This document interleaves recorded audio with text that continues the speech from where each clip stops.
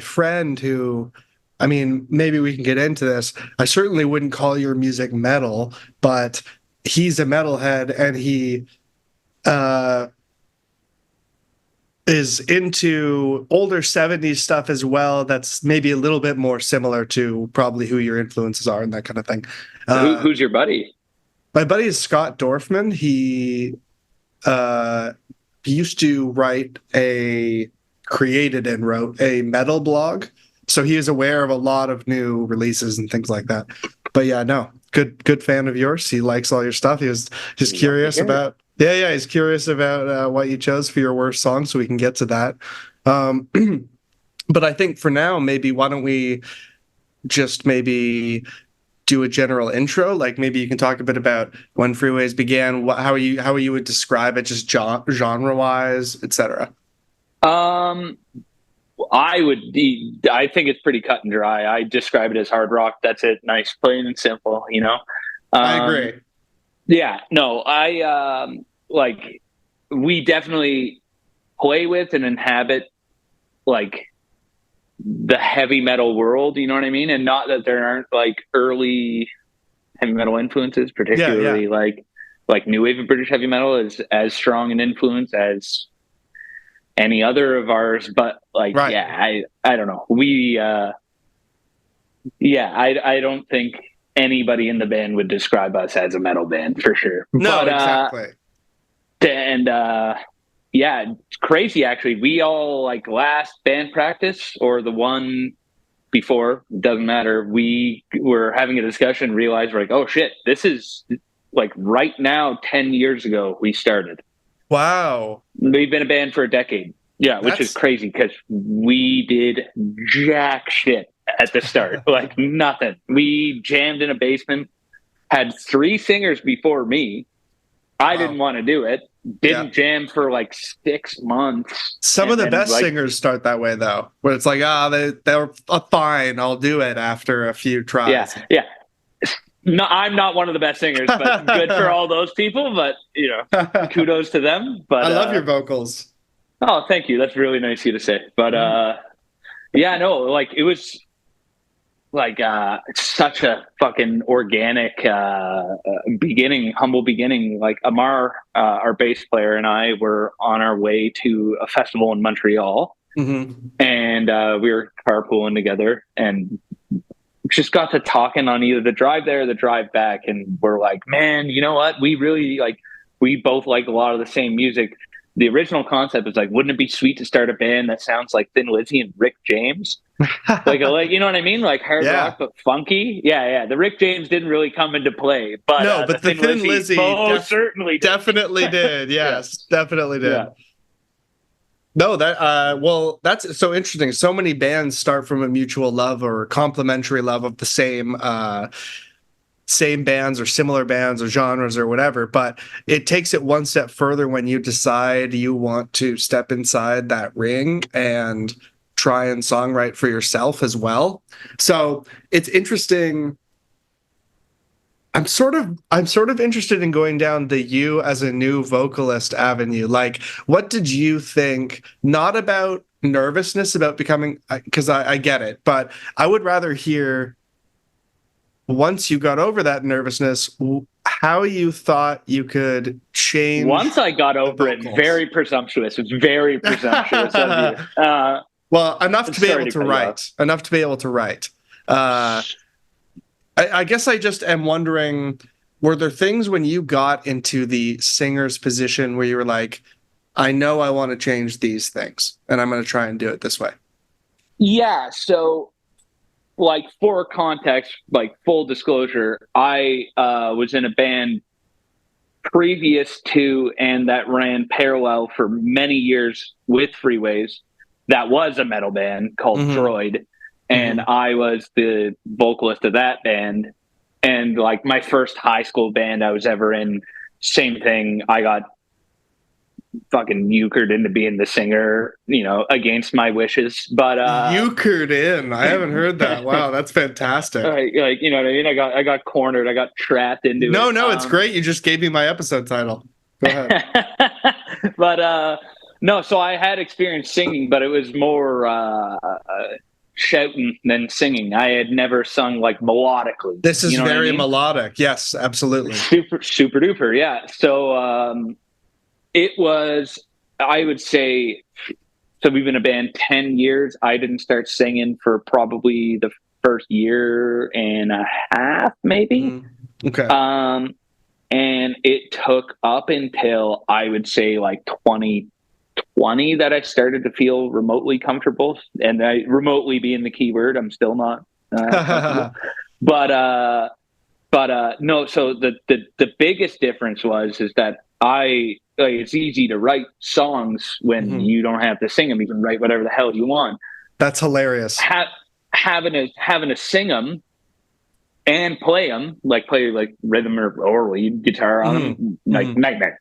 Horrible nightmare. So true. And I can say even now, maybe you can agree with this too with the position you're now in, but for myself as a musician, occasionally I'll write a song, record the song, great, it's on an album.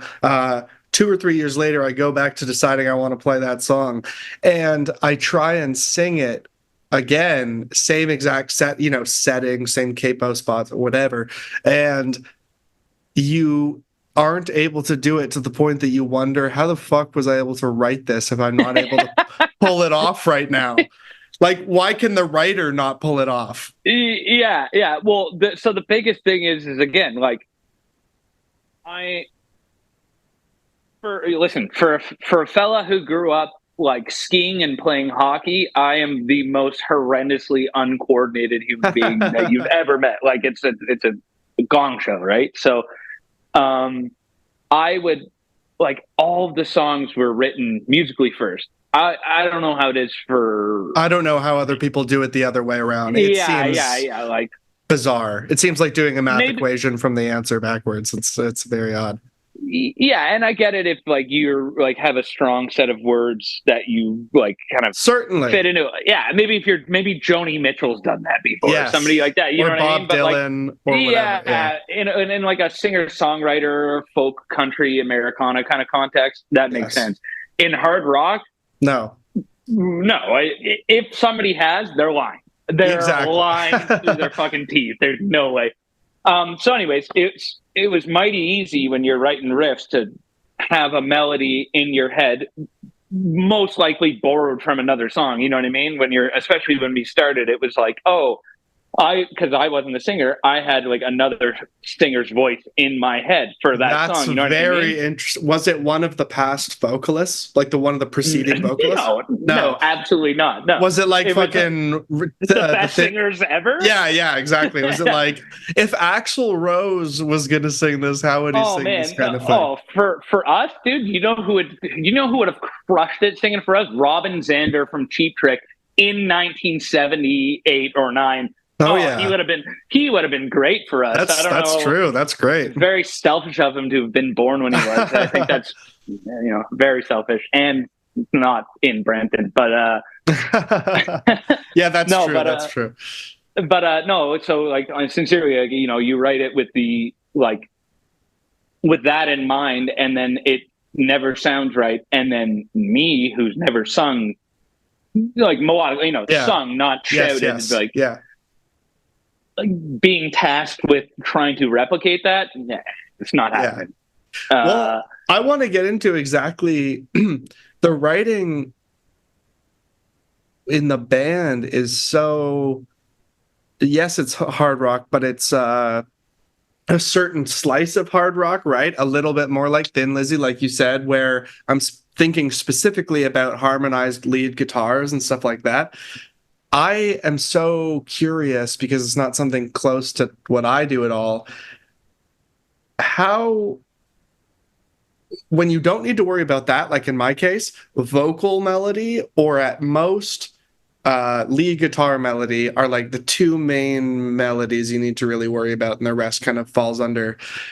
With a two or three guitar harmonized guitar lead, I feel like that's such an intense sound, or like a very attention grabbing sound. It's almost equal to a vocal thing or something. So how do you actually decide to work that in? Do you use old song structure like from your influences, or do you play with it? Honestly, like, good question.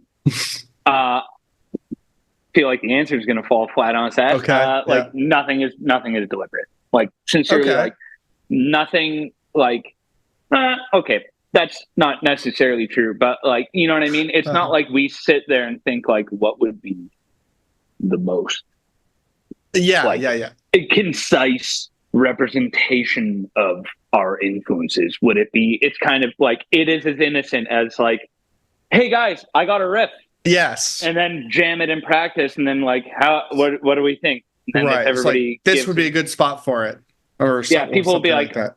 oh, I love that song, that's amazing, how was that written? Said, like, one person ever. But, like, let's say, you know what I mean, like, and Yes. you're like, how did that, hey guys, I was humming this riff in my head at work while I was listening to Wishbone Ash, and what do you guys think? And then if you get the collective, like, big thumbs up, or like, Uh-huh. okay, and I had a chorus idea. It's really It's just genuinely, like that. it's most times that organic, and like, it's not. It's not like math. You're not sitting poring over No, it is not a notepads. bit.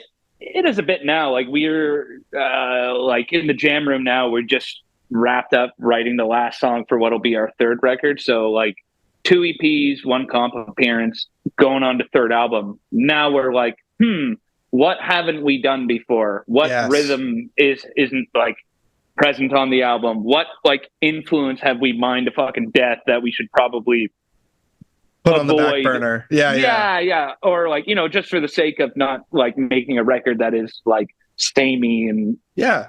causes, like, tremendous ear fatigue. Like, we are cognizant of all of that, but, Oh, like, okay.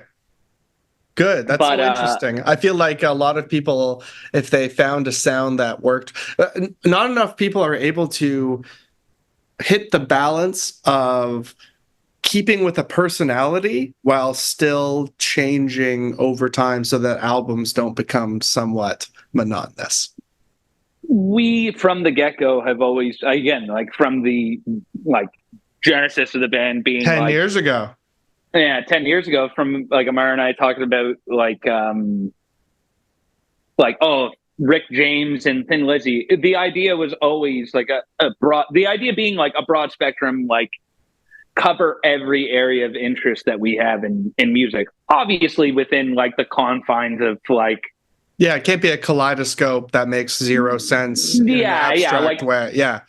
yeah, like, obviously, like, all of our collective tastes, it has to, like, scratch an itch for every member of the band to some degree. I mean, there have been instances where people have been more enthusiastic. Actually, often there's, each member is more enthusiastic about a specific song than the other. Everybody in the band has a Sure. different favorite, but I guess that's natural.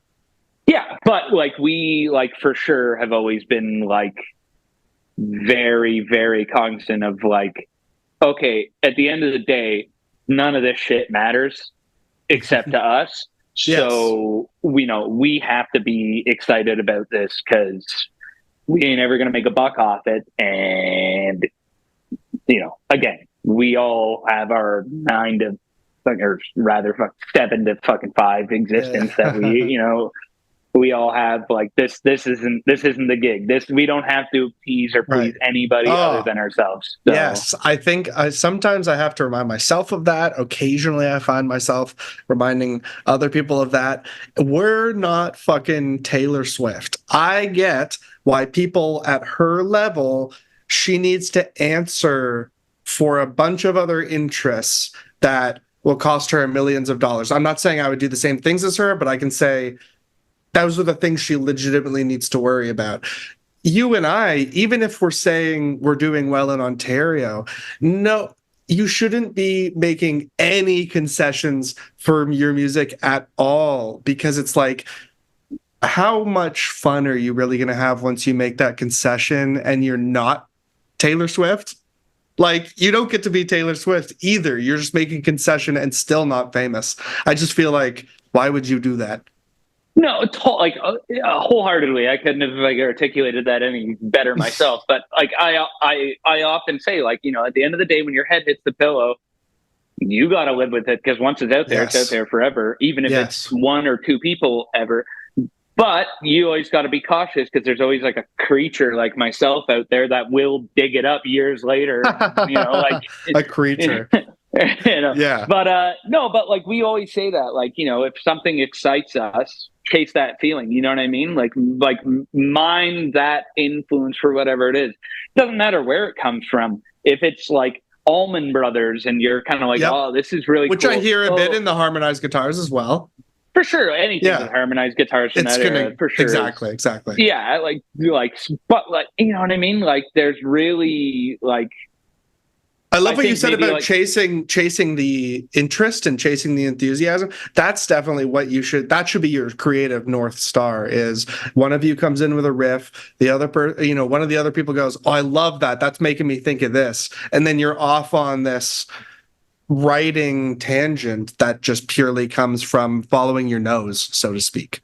Yeah. And sometimes in the last song that we've been working on, which this sounds pretentious as all fucking hell, but the last song we did,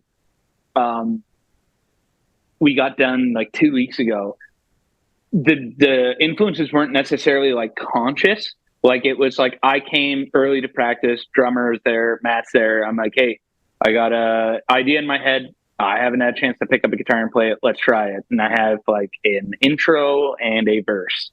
Mm-hmm. Then the rest of the fellas get there and we're like, all right, I got an idea here in my head for pre-chorus, whatever. You keep going along in the song, and it's this like psychotic mix mash of influences, which when it's played through Gibsons and Marshalls by us in the same room, it sounds like us. It's kind of what we always tell ourselves. We're like, hey man, if it's me singing it and it's all of us playing it, other people probably aren't going to hear.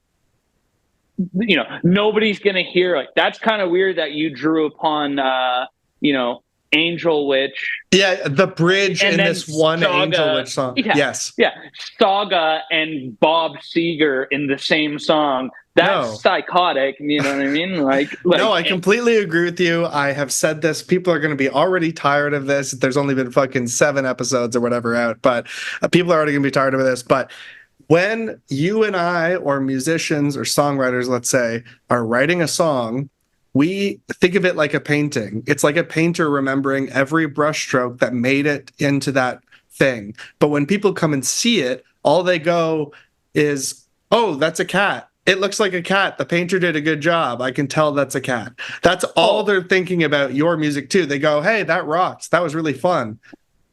Any day, listen, and I could even put it, beyond just like the understanding of a song. I would say like the outlook of others on your band, or being a musician to whatever capacity you are. My mantra is always, so my ego doesn't get out of control. Not that it does, but or not that I try and let it, but you know what I mean? Yeah. Is always like, nobody gives a fuck. Yeah. Nobody will ever care as much as you do. Not even the other guys in the band sometimes. And that's not a knock on, No. I play with literally my best friends, and also the most dedicated guys who are also as invested as me. But I mean, it's human nature. It's human nature. Everybody gets something different out of music. For some, they get their jollies off playing live. For some, it's in the studio. For some, it's in the jam room. For me, it's in the jam room. And when I get an idea that I'm stoked on and I'm chasing it, I have to remind myself that don't get bummed out when somebody else doesn't like the riff and doesn't care. And you know what I mean? The joy from chasing it initially is enough for you. Is that your point? Yeah, I mean, that extends to the making music in general. When any step of the process, nobody gives as much of a fuck.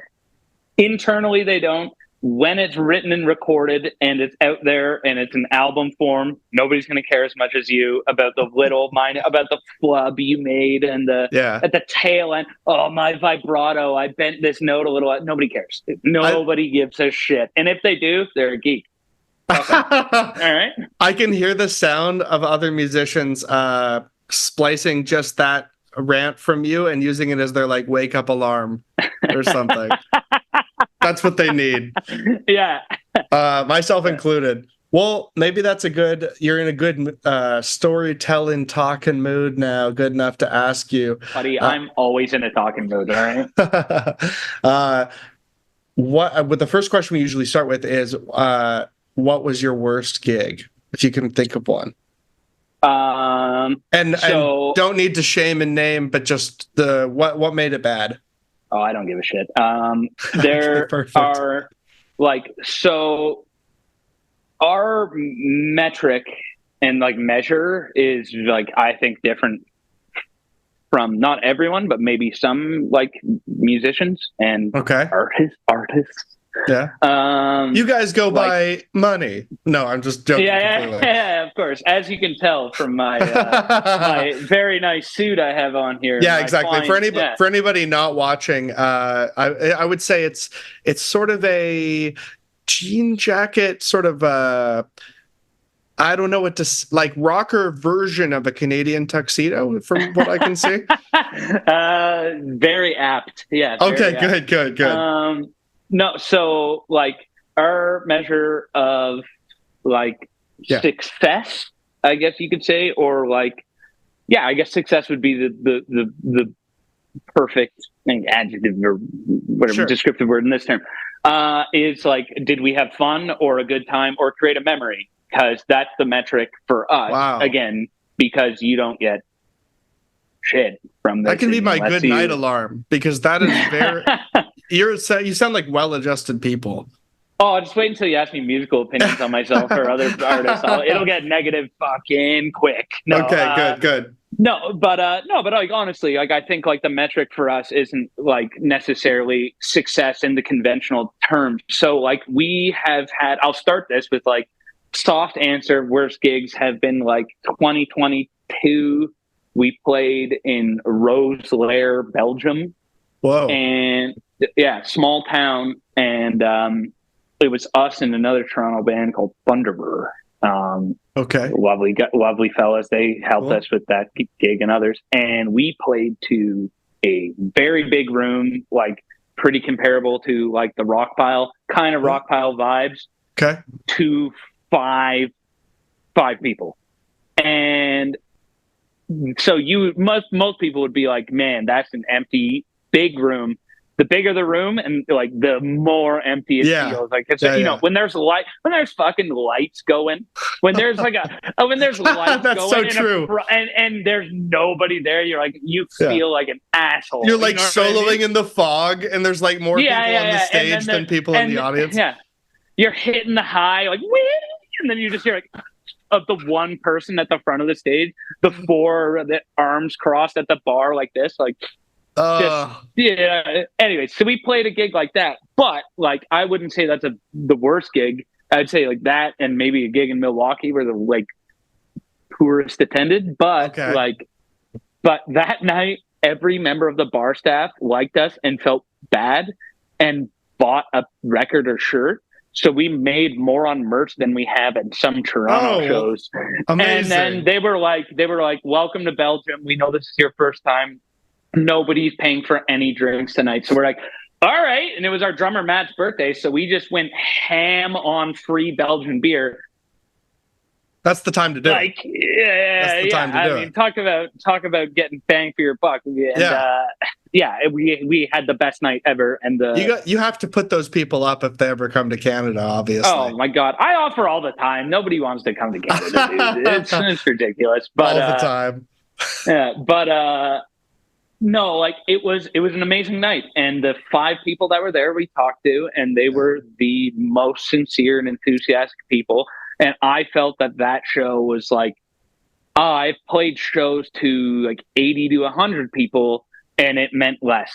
Totally. To to those 5 people. So that's the soft answer for bad gig. That one wasn't that well attended and was an amazing night. Amazing night. Everybody it just gets into what you said. It sounds like it created a good memory, so that's technically a good gig. They had one of those I don't know what you call it. Those boxing games where it measures the strength of your punch in the back. The hanging boxing thing. We blew every last bit of money, last show of the tour, every last bit of money we had, we blew on that thing that night. Just like everybody got into this, All like, the merch money you childish, made from very kind bar people. yeah, gone. But no, the worst gig we ever played was our first gig back from the COVID lockdown. Mhm. We played one in the middle of it. We played one of the Bovine, and it was Matt's first gig in the band, in the first little pocket where things got opened up a little bit. But after like lockdown was like fully done here, and Matt had been in the band for like a year and a half and had played that one show. That was it. We played a one-off in Montreal, and it was the single worst gig ever. We were headlining. What season? This was fall. Okay. So again, by the traditional measures, it was a success. We were headlining. It was the most people we'd brought out to a club show. It was like packed to the gills. The other bands playing with us were friends of ours and were fantastic, played great and whatever. The sound guy was the biggest dick on earth. And that, I know that's like such a trope, like cliche, and like I don't get into it. I appreciate all the hard work that people put in, the thankless work of like doing sound or production or whatever. This guy was a tyrannical asshole who like wound us up and stressed us out. Like, Dom's pedal board was having an issue, and we're like, hold on one second, we just want to figure this out. He's like, no, you need to start now. And we're like, okay, like, no, we don't. Yeah, exactly. Oh yeah, we weren't even fucking headlining. There was a band after us too. So we're like, dude, we'll just cut a song. We don't give a fuck. Like, yeah, right. You know, give us 5 minutes. And this guy is like, not like literally, not figuratively, screaming at us. Like, and so like we were all shook. Our sound was off. We hadn't played in a while. We played, like, people were like, I won't get into details. There's like some like really shitty racism at the show. And then we were like, whoa, and like looked around, and then like nobody cared. And we were like, that's so fucking insane. And then like we go outside, and it was, cause it was at the Piranha Bar. Okay. Never heard of that. Which is, it's like this shithole metal bar, and it's like the bay or front of Montreal, pretty much, right? Okay. So it's like, it's in like a financial down. It's across from like the Montreal's Eaton Center. Okay, gotcha.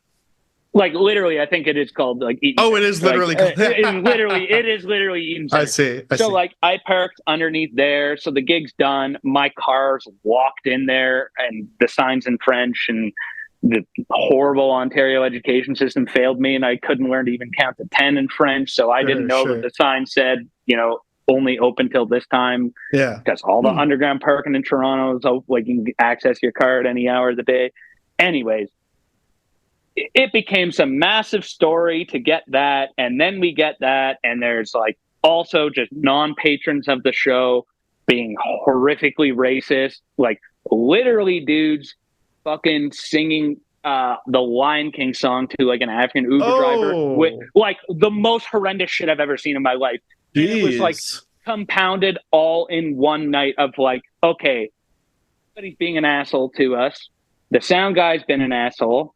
Yeah, wow. Some of the people at these shows are being assholes.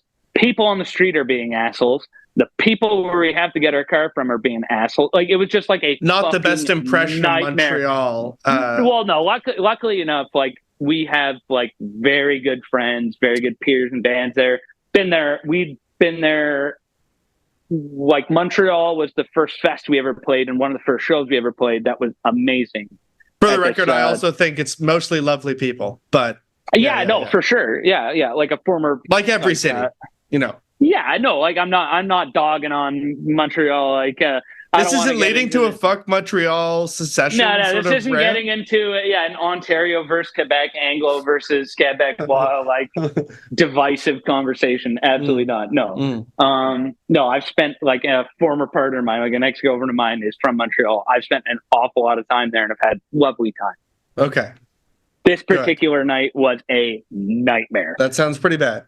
Yeah. Like a nightmare. I would say that's your worst. That's about as bad as a gig as you could possibly get.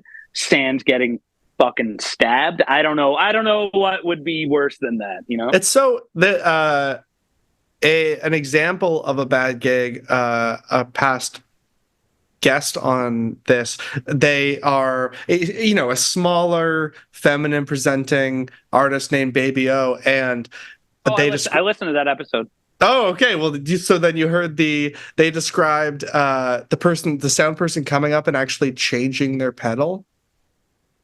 Did you hear that? Yeah. Yeah. So I guess there's a weird disconnect between maybe what some sound people think they should be allowed to do with the artist versus there's just a weird, maybe it's like a thing about having a small amount of power and then they blow it up into a bigger thing. I don't know. I can deal with that. Like there's some like legendary like Toronto venues that have sound people that have a bad rap, and we've done them and they've been like lovely. Like I think if you come in with like a baseline of just like fundamental respect and understanding, don't think that fucking, you know, sun shines on your ass, and that, you know what I mean, realize that you're definitely just like, sometimes I've heard some complaints from bands about you know, the sound check process, working with the sound person or whatever, and then you hear about how they acted, the band, during sound check, and it's like, oh well, that's kind of you guys, that wasn't yeah, it's a you guys thing. Like, yeah, like I love when sometimes people are like, the sound person's an asshole, and you're there and you're like, hey, can I get more of this in the monitor? And they're like, no, your amps are too loud. Your stage volume is getting in the way of it. Right. If you want to hear your vocals, turn your goddamn amp down. And you're like, you know what? Sound advice. I will do that. Thank you. Thank you. Yes. Yeah. Thank you, professional person who does this for a living. This is not my forte. Yeah. Yes, no. That's true. Forte. So you know some French. Yeah. Oh, yeah. No, absolutely. I'm not going to display the French I know. It is all swear words. It is all swear words. No, fair. So I'm curious what sticks out as some really good gigs for you. That's sort of where we like veer. So there's like, it doesn't need to be same answer in that it doesn't need to be attendance based. It can be positivity based. So, and it is, and it will be. It's just like isolating a single gig is like damn near impossible. So like nothing beats like the first, right? Like sure. So the first festival we played out of Canada, we played a festival in Chicago in, I believe, 2018. And like nothing feels like that. The first time we played a club show, the first time we left Canada and we played a show in Hamtramck, Michigan, at Kelly's. Amazing show. The other bands were amazing. It was packed to the gills. People were going nuts. And bear in mind, at this point, our album wasn't out. We did an awful lot on a 3-song, 7-inch EP that was recorded in the basement of my mom and dad's house that we rode into the goddamn ground. So at most... In Brampton? In Brampton, absolutely. All right. Wow. Yeah, up here in Heart Lake, where I am currently. Yeah, fantastic. Nice. Like literally, we had 3 songs that anybody could have known, and we dropped one of the songs from the set because for the vocal reasons, where it was written for another singer and like it was recorded, and I was like, I can't sing this goddamn song. Like, can you say the name of the city again? What was the name of the city? It's you were Detroit, but then it was okay. Detroit. This club show was Detroit. It's called Hamtramck. So like technically, Hamtramck spelt not like how it sounds, but it's Detroit. They just gotcha for like as far as the locals have described it. They have like different townships that are pretty much. It would be like if boroughs and neighborhoods of Toronto were technically their own township, so they got their own funding. I see. So that they didn't have like, if they're more popular areas, it's so that they can get like infrastructural support that they wouldn't if they were a part of the macro Detroit metro. Gotcha. Yeah. It would be like, we played the Annex, Ontario. You know what I mean? It's like, yeah. I see. Anyways, that sounds exciting. Yeah, no, that's any first. No, we played. Blush, with that kind of thing. Go ahead. That was like amazing. Like, so we had 2 songs anybody would know. The 2 songs we played in this crammed bar that looked like it was out of like fucking Four Brothers, or I don't know, another Detroit movie. It was they were singing along, and it was the first time we had seen anybody sing along to To one of your our music. songs. Whoa. And it's in America, not home. Yeah. And like, we sold out of everything we brought, and like, people were incredibly generous, and we went to a party after. It was it was like so much fun. It was just like so amazing. And then, yeah, the first time we played a festival, we played Chicago, played Reggie's, and like, we felt like grade 9 kids going into the lunchroom on the first week of high school. You know what I mean? Like, literally, like real, like, what are we doing here? There's some bands playing. Where do I sit? Who do I say hi to? No, like, literally. So we found out there was like a large open green room with catering that is just open to all bands, and we walk in and every table is taken, and we're like fucking sheepishly like, where do we sit? Oh no, where do we sit? Yeah. So and like, this one band from New Hampshire, Reckless Force, who were like about the same age as us, were really, really nice and saw us. We're like, you guys Freeways? We're like, yeah. They're like, oh, and like shifted over and made room for us. And wow, like, it was just an incredible experience. Like, the first time away from home, nothing beats that feeling. Yeah. I mean, we have the best and worst luck of any band that I know of, and I'm not that I know that many. Like, in what way? That trip, we showed up to Chicago. So like, I didn't have Airbnb, and I was like, oh, I'll Airbnb us a place while we play this festival. No problem. I downloaded the app, and I didn't realize it was an American long weekend when we were trying to book, and having no like previous booking history, nobody had booked me. So I kept, so I'd try and book. I'd wait the like 4 or 5 days, whatever it is, 7 days maybe, and it would like, your booking isn't going through. Book another place, it wouldn't go through. So it got closer and closer and closer to the date of this festival, Legions of Metal. I should mention the name. Cool. And we couldn't get shit. And then the night before we had to drive to Chicago, there's a big gig in Toronto at Lee's Palace. There was Angel Witch had a stopover in Canada on their way to like the States or South America or something. So they played Lee's with Cauldron and Blood Ceremony, 2 Toronto bands. Cool. We know some members of them, like Buds. Cool. So we went to that, and I'm in the parking lot necking beers with Cauldron before they go on stage, like frantically like, oh, we're going to Chicago tomorrow. We don't know anybody there. We have nowhere to stay. Mm-hmm. And I just start looking up like close to where the venue is, which is like south central Chicago, any hotel and motel. And I called 7, and the 7th I called. I wasn't looking at the rating, the price. It didn't give a, it didn't matter to us at that point. It was like, I didn't give a shit. It was like, we just need a place to sleep. So I called one, and it turns out it was like a real fucking swanky joint. Oh, and wow. It was like real swanky, and they're like, the people that answered the phone were really cool, and like, Monsieur. no, they were like pretty much, it seems like it's a swanky place, and they deal with swanky, highfalutin, fucking, self-important assholes all the time, and they were just like pleased to talk to like a regular, I wouldn't say regular, but a person more on the same page as them. Yeah. So they were like, oh, we have a promotion right now. Actually, if you get the like 2-bedroom, it's like 60% off. Damn. So it was cheaper than anywhere else. We booked it. It was right across the street from Google's North headquarters in Chicago. So we like rock up to this place in my shit box, and it's like McLarens and Ferraris parked out front. We're like, damn, what the fuck is this? And it was dirt cheap. And we walk in and we start talking to people, and we're like, we're a band from Kansas. We've never been to America. Like, we've never been to Chicago. We've been to America once in Michigan. And they were like, all the people there were like, this was years ago. We were in our like early 20s. They were all the people working there were like locals in their early 20s, and they're like became cultural ambassadors. Like pulled their shirts forward, and we're like, okay, like the size of our group, and they're like, person with you is just a friend who's just going up visiting, right? Wink, wink. And we're like, yeah. And they're like, they let extra people crash in our room. They were like, oh, the bar upstairs, like, don't go to the Bean, it sucks. Don't go to this, don't go to that.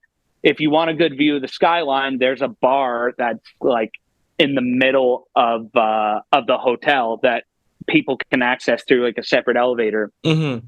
And it's like a popular bar. So we go up, this is like a Thursday or Wednesday night or something like that. We go up there, it's like old school hip hop night. We're like, fuck yeah. Like, they're just playing banger after banger. That's awesome. It's this packed, hip Chicago downtown nightclub, and we're like, a bunch of schmucks from Brampton, and Seb was our drummer at the time, who's from Saga. So we're all like suburbanite, skids, and then we're here looking like fucking aliens, and people are being really nice. So we go to this bar, which is super expensive, and none of our cards work. It's been a continuing issue in the States. Okay. Yeah. Like, my BMO debit card doesn't work. Jeez. By the end of the night, when we go to pay our tab, and drinks are expensive, and we're like, we're in Chicago. This is our first time in America. So we buy like the nicest scotch at the bar for a shot. And we buy like a fancy beer each. And each of our tabs are like $70. And the bartender is like, oh, I'm sorry, this shouldn't happen. We're like, no, it's our bad. So I'm like, all right, take my driver's license. My MasterCard wouldn't work either. I'm like, take my driver's license. I'll run to the corner store we went to at the time, like when we first got here, and I'll go pull out cash from the ATM. And the guy just goes, you know what? It's not your fault that none of your cards work. This is like, I've made a lot on tips tonight. And we'd been talking to the bartender. He's like, welcome to Chicago. Welcome to America. Oh my God. Tonight's on me. And just rips our receipts up, and our entire, not just our band, but our entire group of people, all drinks for free that night at the bar. You ran into the nicest Americans in the history of... Oh, we always do, man. People in America crazy. There's like, they're friendly, but that's the loudest, craziest voices get heard, most certainly. Yes, and not that those people don't exist, but the hospitality in America surpasses Canada tremendously from our experiences. People here have too much space, and they value space. So it's like, oh, sorry, I can't let you crash. I have to get up and do this minute little thing, where people in America will be like, yeah, I'm not going to be there, but I'll just give you my keys and leave them in the mailbox, and you can crash at my house. Like, I think you make a good point. And I'm guilty, by the way, of doing the Canadian thing you're describing, but you are still correct, in my opinion, I would say. Yeah. That sounds like a very good experience. I've heard only good things on this podcast so far from people who were Canadian going into America. Kixie, if you haven't listened to that episode yet, or for people listening, Kixie's a great artist, but they went down we talked specifically about Grand Rapids, Michigan, and they loved it. We played their last tour. We played their last tour. They thought it was cool. And I also listened to a lot of stand-up podcasts and stuff. And I even hear stand-ups say they like Grand Rapids. So something cool is happening in that small city. Here's the thing. You've been there, you said. Yeah, when last November we opened for this very awesome Swedish band called Halas, and we did a run through it, the States, and we stopped in Grand Rapids after Toronto. Mm-hmm. And played this venue called Pyramid Scheme. No, it was a great show. I mean, and what was awesome is we played Detroit twice. I think 98% of the attendees were just our friends from Detroit who drove out to Grand Rapids just to see us. Like, all those people from that first club show in Hamtramck, who I met that time and have stayed friends with, and because it's so close, like, I'll go on my own to close. They're like often, like, I think pre-COVID, like 2019, I went up to Detroit 4 or 5 times just to hang out and go to shows and shit. Okay, that's a lot. Yeah, but Grand Rapids is, I would say, it's weird. We had a weird experience. Like, I've never been to a college town where nothing's open.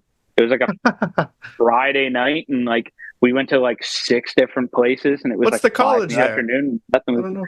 fuck if I know. I don't know. I'm no Okay. But expert, it's one of those. I see. there definitely is an institutional place of learning there. Okay, Most I certainly. see. Maybe I'm wrong and completely out to lunch, Yeah, but I'm sure you're right. I feel like they have colleges everywhere you step in university. yeah, in America, yeah, America. Well, I'm curious, before we get into the worst song, I'm curious what you think your best song is, which is something else we talk about. I didn't prepare for this. You told me worst song. I did not think about I best know. song, sir. I know. And best can mean anything. Yeah, so like I'll pick one that's like recorded because it's so please. Yeah, cliche to be like, this new record we're working on most certainly has the best song. Even though I do think you should be in that mindset when you're working on new music. Yeah, no, one of the new, like, there's definitely half of this next record which I'm like, oh, I wish there was you songs could bring that like up. the last record. There's one new one. The first song we wrote for this new record that's now done, Silver Salute. You'll hear it in 2020. Who fucking knows? That one is my favorite, just for record, just because this is on record. That's my favorite. But for right now, I would say like what we have recorded. My favorite song. Hard to say because again, like what we were talking about earlier, like, dude, what's your like metric? Is it like the song in and of itself, the best recorded version of a song? Like, I don't know. How about this? It can be the best. Yeah. It can be production wise. It can be song structure. It can be sort of it's great. It's greater than the sum of its parts or whatever the fuck that is. No, that's very real. I think maybe my favorite song of ours was on our last record. I just dropped the beer. God damn it! Oh, shaken, not stirred. Sorry, we have another one in the barrel. Our best song by my metric that's recorded was on our last album that came out a few months ago, and I think my personal favorite is the opening track off of our new album, Dark Sky Sanctuary. Forever Protected is my favorite. Okay. Why? Because it's the most concise. Okay. I think. Wow, good answer, and not a common answer, or not a common reason. Yeah. So if you haven't gathered from this conversation, being concise and consolidating thoughts and information is not my forte. It's a benefit for the podcast at the very least. Maybe not. We'll see. But no, that song is the shortest song we've ever done, and is the most concise like synthesis of our influences. I think in that it like is a straight ahead hard rock song, but I think there's still interesting like flourishes within the song that make it not a generic, like hard rock song, carbon copy of something that's kind of happened before. I mean, everything we do is to an extent.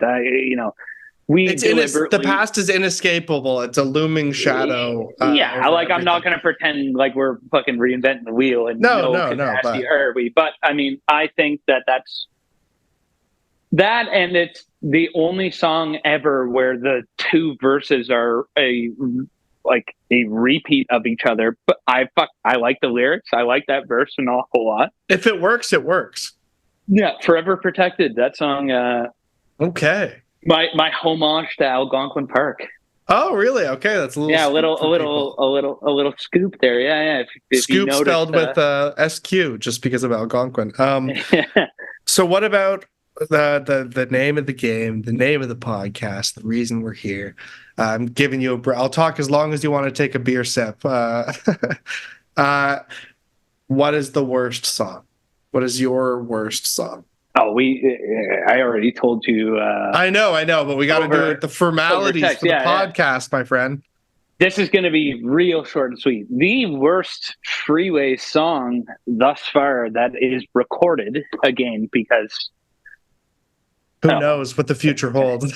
Who knows what the future holds, and I know what the fucking past holds.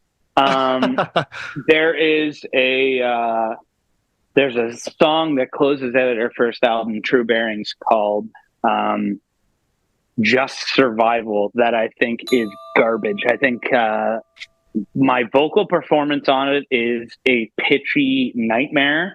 I think that it is our attempt at like making the Tragically Hip palatable to German patch vest mustache metalheads in a way that didn't translate. And I also think that the lyrics are completely like it lacks any nuance and is extremely immature. It is a horrifically fucking immature song. It's like not too bad. It's not finger pointing, but it's like, when I had a breakup, as if I'm the only person ever. And it's a song that you write when you're 15, not when you're in your early fucking 20s or mid 20s when that song was recorded.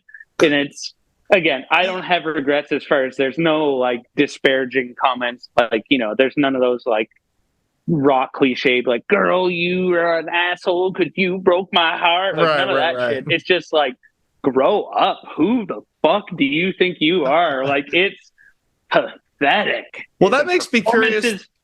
That makes me curious what you think is a valid or a valid way of talking about things that are inevitable as music subjects, but also rote at this point. Fucking, how many songs have we heard about boy misses girl or girl misses boy or whatever version of that you want to talk about, or you know, old Western songs, the old evil guy gets away from the saloon. You can think of all these cliches.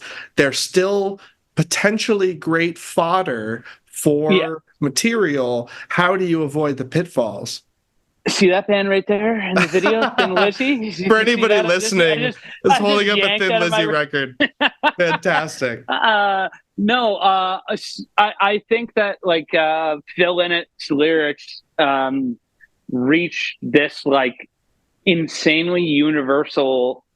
They like strike this universal chord of like absolute candid honesty that a lot of other rock bands don't.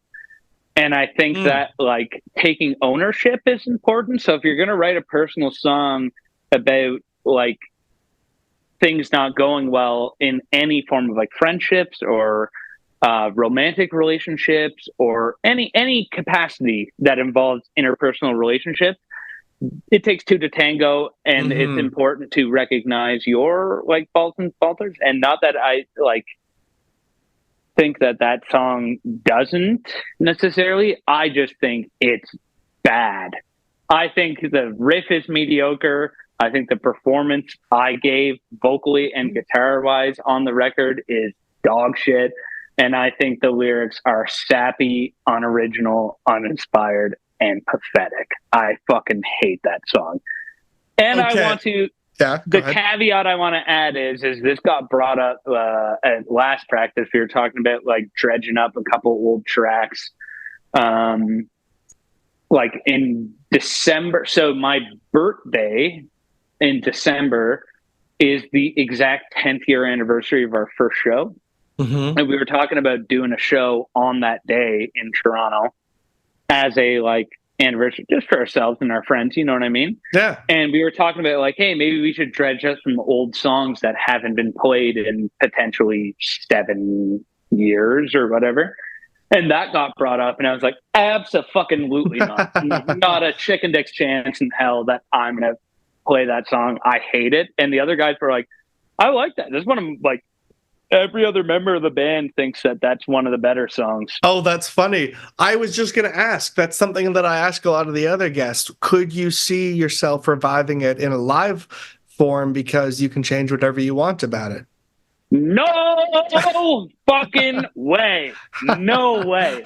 And any circumstance, if you with all of the like, if I rewrote the lyrics, if we went into the swankiest studio on earth and we borrowed the nicest gear on earth and we had been fresh off tour as tight as any musician could be, that song would still suck. Okay. Well, with that in mind, that seems like a good time to have you we wrap up the podcast, just reintroduce your name, reintroduce the band's name, the worst song name, and that'll see us off into playing the worst song at the end of the podcast. All right. My name is Jacob Montgomery, and I'm from Freeways, and the shittiest song that we ever did is called Just Survival. Thank you so much. I appreciate it. It'll fade out at this point, but thank you, man. That was great. Thank you very much for your time. That was fun, man. I hope you enjoyed talking about that stuff. Oh, I had a blast. I could have gone on forever. No, I know. That was great. I love when people get on a roll about anybody willing to come on the podcast is probably willing to go on a roll and talk about, I missed our best stories. You know what? You're going to roll over. I don't care if this podcast is longer than all the others. You know what I have to say? Sure. I listened to the episode with Barbecue Pope. I need to get this story in. All right. For it. They had a story about a gig that was played or supposed to happen in Hamilton. They were talking about there's a crime scene. In Hess Village. What's the name of that place? I wish I could remember. Yeah.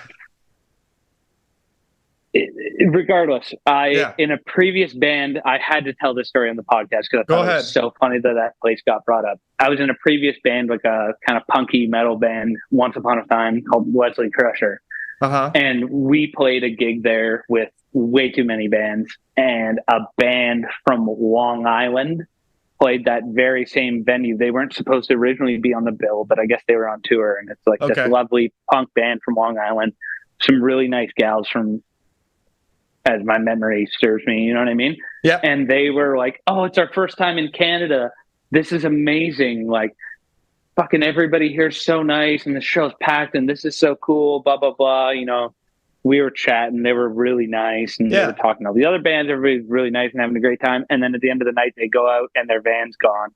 And then they called, like, in the band gear share chat the next day, they're like, "Oh, the cops found our caravan. It was stolen and found torched after a joyride in like a Walmart parking lot in Stony Creek." Jesus. So you just wanted to add another crime story. The Doors Pub. The Doors Pub. The Doors. That's what it was. I wanted to add to the legacy of the podcast as another Doors Pub story. This can be an ongoing thing at this point. The Doors Pub. If anybody, regardless of what style of music they play, but if they play like noisy rock music in any subgenre capacity, they have a fucking Doors Pub story guaranteed. That's hilarious. Okay, well, I'm absolutely keeping this in. Okay. Thank you. Thank you for that story. Yeah, no, I really appreciate you coming on. I love you.